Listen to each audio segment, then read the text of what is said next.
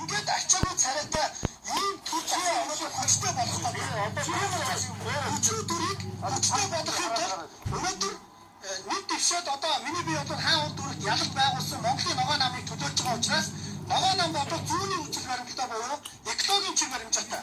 Тэрнээс энэ коммунистчууд айдгч юм уу одоо хаваа ч юм энэ газрыг аваад ингээд одоо устгадаг юм байдгүй маа.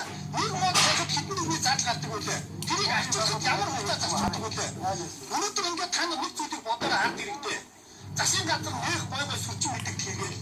Тэгснэ ийм хүмүүсийн өмнө бүхэлдээ хятадуудын өмнө бүхэлдээ энэ дотоодын ийм дарангуулагч нартайгаа тэмцэх хэрэгтэй шүү дээ. Энэ төрчин хүчтэй баймаар шүү дээ. Өнөөдөр хууль хяналтын байгууллага нь хаагүй юу хийгээд байгаа юм бэ? Тийм ээ.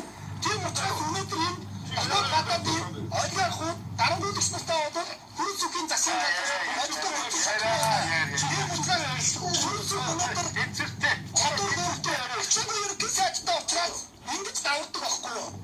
Ачаагүй ерөнхий сайдтай учраас иргэдийн амьсгалах агаар бүрддэг байхгүй юу? Тийм учраас миний бие бол хан уу дүүрэгт намайг байгаа цагт аваа байгуулсан байхгүй юу? Монгол улс тийм учраас та нар ахиж битээ байгаа. Би таас гүйж бид нар ууж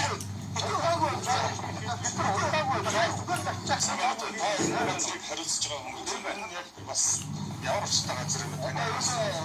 Одоо хаана энэ засаалыг харж ийшээ ууж гарч засаа харж. Тийм бид нар бол ерөөсөө зүгээр хийж засаад ямар ч төлөвлөгөө хийж засаа болчихсон.